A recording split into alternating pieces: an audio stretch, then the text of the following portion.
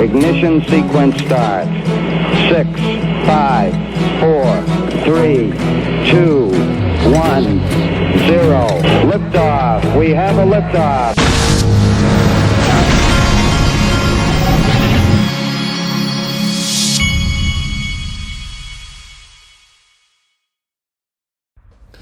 Hey everybody, this is the Digital Asset Investor, and it is Friday, but I have not seen anything out of the official cool guy of the Digital Asset Investor channel. I can't remember if he's on vacation or if he's doing, I can't remember what he's doing, but I need my cool guy fix, or my audience needs their cool guy fix for the Friday. I mean, that's what Fridays are for, is cool people, right? The markets are coming, I'm looking at coinpaprika.com. The markets are coming back a little bit. By the way, coinpaprika.com is my sponsor. And by the way, also something I haven't mentioned in a little while, I do have any of you that are developers out there, if you're interested in getting the Coin Paprika API, it's used by some of the largest companies in crypto. And I have a discount code. Here's their pricing, but I have a discount code that's in the description of my video for 5% off. If you're a developer and you wanted to get their API, it's there, okay? I'll put it in the top of the description. And by the way, Kyber Network says the threat has been neutralized, offered the hacker a 15% bug bounty. DeFi protocol Kyber Network suffers front-end hack, loses $265,000, okay? It's a dangerous world out there. So folks, pure VPN. Make sure you have a virtual private network. Make sure you have a Ledger Nano OS. Make sure you have antivirus. I make sure that I have all the above, okay? But this Pure VPN's running a deal right now, 5 years, $10.95, $1.49 a month. The link to this will be in the top of the description of this video. Click on it and tell them DAI sent you. Now, let's get into the meat of this thing. First of all, Naveen Gupta was on CNBC Arabia. Check this out. There's going to be a longer interview, but this is the clip of her doing the doing the promo for the interview.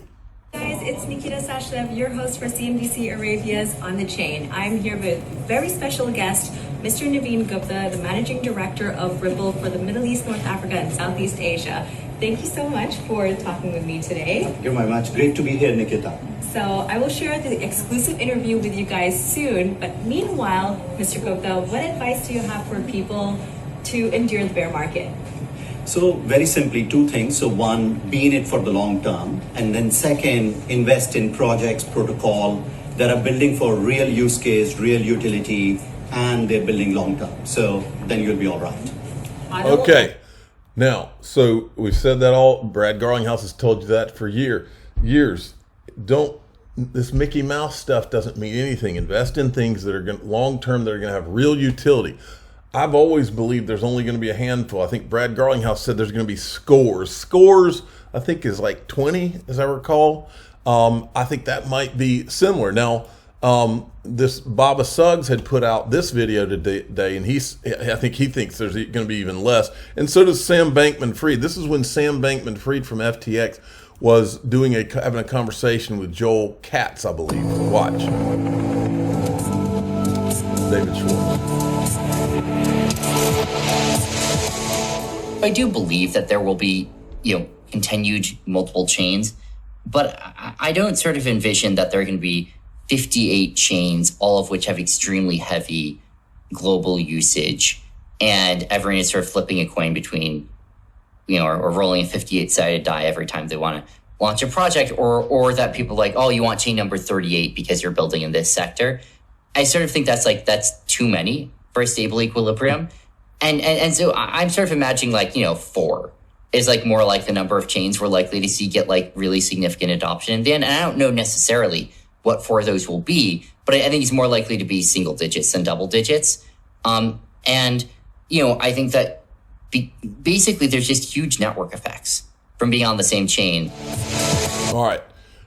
I think 4 might be a little low of a number. I think we're talking more what Brad Garlinghouse is talking, something like anywhere from 11 to 20 is what I'm thinking. But let's go through this. Now, you're entering the all the world's a stage portion of this video, so pay attention. All right.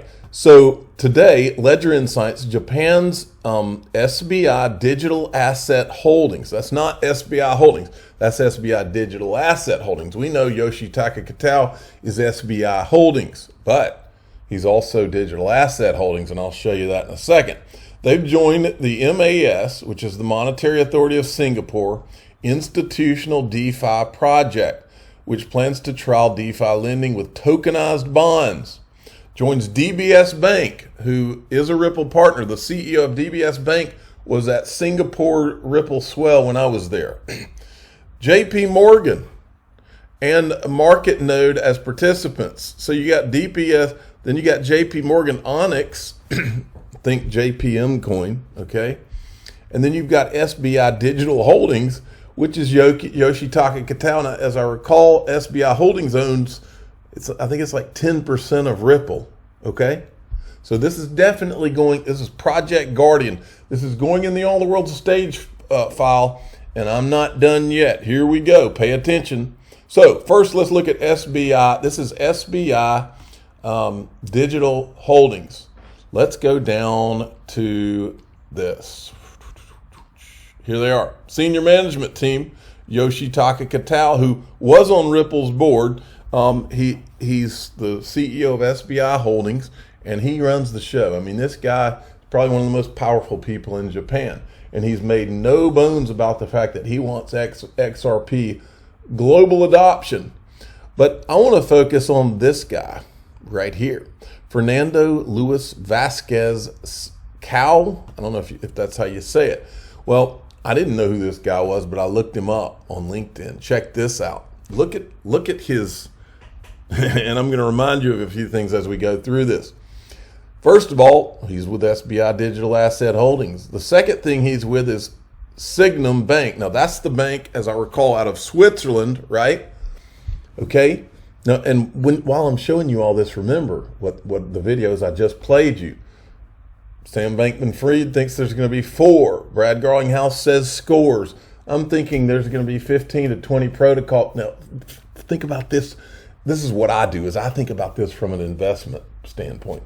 If I can just pick 2 or even 1 out of those, whatever it is, 4 to 20 digital assets that's going to be the protocols for the financial system next 200 years. If I can pick just 1, it's game, set, match, folks. So when I'm covering this, I want you to be thinking about, because I think that we're in covering this All the World's the Stage, you're seeing what's going to be 3 or 4 of them, right? XRP, we'll get there, okay? So Sygnum Bank, when I was in Singapore for Ripple Swell in 2019, I met a guy and actually got his card because I brought it home with me from Sygnum Bank. He was at Ripple Swell for a reason. Then this guy is this guy who's with SBI Digital Asset Holdings with Yoshitaka Kitao is also a board member at the Cardano Foundation. Cardano's on our list. Remember that. Then you go down. He's been with SBI. Look, there's R3. So now let's think, what's R3? R3 has, we know that they had a option on 5 billion XRP, and then they had a lawsuit and they settled it quietly. We also know that XDC has been hatched out of R3. So now you've got XRP, Cardano, XDC, all up in this thing. Plus JP Morgan was on the thing, so you've got Ethereum there because JP Morgan coin's built on Ethereum. There's 4, okay? Then we go down, SBI Remit, just to drive this point home a little more. Then you've got NTT Data is where this guy worked, okay? Does anybody remember NTT Data? Well, I do. Let's look at this. Remember the Everest document? It's an NTT Data company, all right? And if you don't remember the Everest document, we show it every once in a while on here. It's the one that shows Ripple becomes the standard for international money transfers between banks. ILP, the standard protocol for connecting banks' cash ledgers as a part of Ripple's software. And then 2020 to 2025, blockchain solutions for capital markets, trade, finance, merge, R3, DAH, Fabric, etc. All right. And then you go down and you'll see all the different companies. There's DTCC, all these things that we've been talking about. Then if you go down to my favorite slide, it's this one. I think it's this one. R3 digital asset holdings. We talked about them yesterday. Ethereum's right there. And here's XRP Ledger right in the middle of all of it. Okay. So let's go back to this guy's resume. And let me see if there was anything else that I missed. Let's see. I think that was it, but I don't think I'm done. So remember, he was with right, where is it? I think I missed it. Right here. He was the director at SBI Remit. All right. Remember this tweet from Yoshitaka Katao? Ripple partners with SBI Remit, Coins PH, to use XRP for Japan, Philippines remittances. And then this one from Ashish Burla, hot off the press. On-demand liquidity is now live in Japan with SBI Remit, Coins PH. Okay. Getting the picture, and then this is the document. All right. Then there was this. We're still in the All the World's a Stage red file B, because the file's gotten so big. Finishing up, this is a meetup that they had in San Francisco.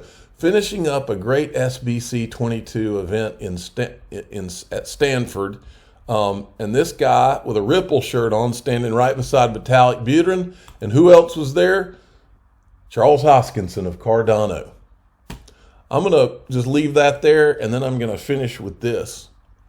This came from Charles Gasparino today. Big Short Sage, Michael Burry's mother of all crashes prediction is underway, he says.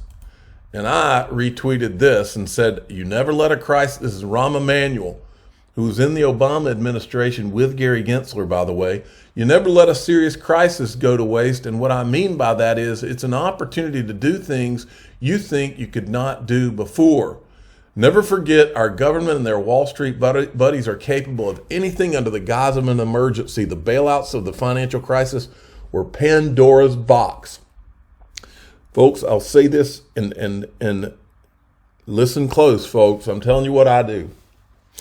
I'm making sure I have plenty of cash. I'm making sure I have plenty of gold in my Glen account. I'm making sure I have plenty of physical gold. I'm making sure that I have cash in my bank account. I'm making sure that I have everything that you can imagine, even guns and ammo, in order to be in a hunker down situation if things get really bad. I've got my Ledger Nano S so that if any of these exchanges go down the way some of them have, that I'm protected and all that. Because I've always thought that we might have to go through a storm to come through the other end into this digital asset world. I've always thought that's a possibility, and nobody knows how bad it will get to go through that. We shall see. I hope it doesn't get too bad. Maybe it won't get bad at all. Maybe we'll get lucky. I'm the digital asset investor. I'm not an investment advisor. This is for entertainment purposes only. Please subscribe, hit the like button, and tell your friends and family that you never let a serious crisis go to waste if you're a government official or a bureaucrat who thinks you can do whatever you want. And what I mean by that is it's an opportunity to do things you think you could not do before. That's not me. That's Rahm Emanuel. Thanks for